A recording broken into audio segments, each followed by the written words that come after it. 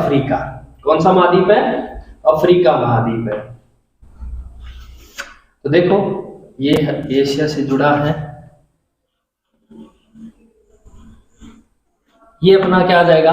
भारत आ जाएगा। ठीक है, तो देखो यहां पर है पुर्तगाल।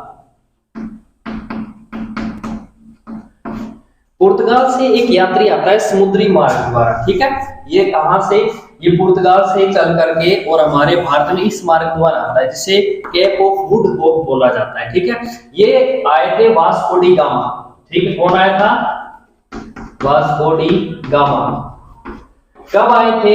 ये आए थे 20 मई 1498 में आए थे। ठीक है, इस समय कहाँ आए थे? ये हमारे भारत में समुद्री जहाज का बेड़ा लेकर के यहाँ पर पहुंचे थे और भारत की क्या की थी?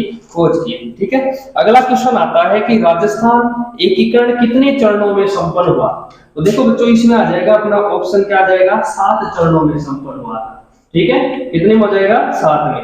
अगला आता है कृषि आधारित उद्योग के कुछ उदाहरण दीजिए। तो देखो कृषि आधारित में देखो जैसे कि कपड़ा उद्योग है। ठीक है, कौन सा उद्योग है? कपड़ा उद्योग है, चीनी उद्योग है। ये किस में आ जाएंगे? किसमें आ जाएंगे? कृषि आधारित उद्योग में आ जाएंगे। अगला है कि बंगाल में नील विद्रोह कब हुआ था? तो देखो महात्मा गांधी जी दक्षिण अफ्रीका से यहां पर पहुंचे थे भारत में। कब है? 1915 में। और एक जगह है बिहार में। ठीक है, बिहार और बंगाल में। और 1917 में क्या हुआ था? ये नील विद्रोह क्या हो गया था? शुरू प्रारंभ में हो गया था। ठीक है, अगला क्वेश्चन है शिक्षा के अधिकार का सर्वाधिक महत्वपूर्ण पहलू क्या है? देखो शिक्षा के अधिकार में 6 से लेकर के 14 वर्ष के जो बच्चे हैं, वो जो विद्यालय से पिछड़े हुए हैं, उनको क्या करना है? शिक्षा से जोड़ना है, यानी उनको मुख्य धारा से जोड़ना है। ये अपना क्या था? इसका आंसर हो जाएगा। ठीक है, अगला है आयुष्मान भारत का संबंध किस क्षेत्र से है? तो आयुष्मान भारत जो है इसमें देखो स्वास्थ्य संबंधी है और जो कि केंद्र सरकार की क्या है? योजना है। इस योजना में देखो, इस योजना में क्या है? 10 लाख परिवार है ना भारत के, 10 लाख परिवारों का इसका क्या मिलेगा? लाभ मिलेगा। ठीक है, और प्रति वर्ष 5 लाख तक का इलाज क्या है? यहाँ पर है फ्री किया गया है। कितने? प्रति वर्ष। ठीक है, प्रति वर्ष 5 लाख तक का इलाज क्या होगा? फ्री होगा। ठीक है, तो ये क्या हो जाएगा? आयुष्मान भारत का। अगला क्वेश्चन है 12वां, स्थानांतरित कृषि क्या है? तो स्थानांतरित कृषि देखो जो जनजाति जो लोग हैं वो क्या करते थे पहले? इसे आदिम कृषि भी बोला जाता है, आदिम कृषि या फिर स्थानांतरित कृषि। अब देखो यहाँ पर देखो वन या जंगल होते हैं, वनों में क्या होता है? पेड़ पौधे या वनस्पतियां होती हैं, उनको काट करके या फिर जला करके एक खेत जैसे तैयार किया जाता था और वहां पर क्या करते थे? कृषि करते थे। ठीक है, तो ये क्या हो जाएगी? स्थानांतरित कृषि। ठीक है, अगला है पंचायती राज के स्वरूप को बताइए। देखो पंचायती राज क्या था?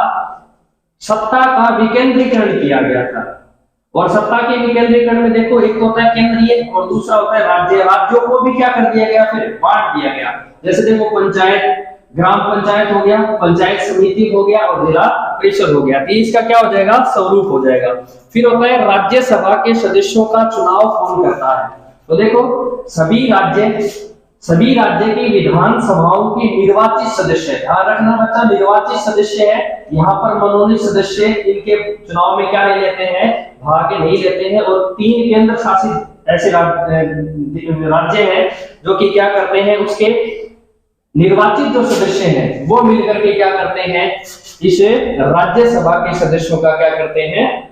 चुनाव करते हैं। ठीक है, आगे है बिरसा के बारे में आप क्या जानते हैं? देखो बिरसा का जन्म है वो रांची झारखंड में हुआ था। कब हुआ था? 1875 में हुआ था।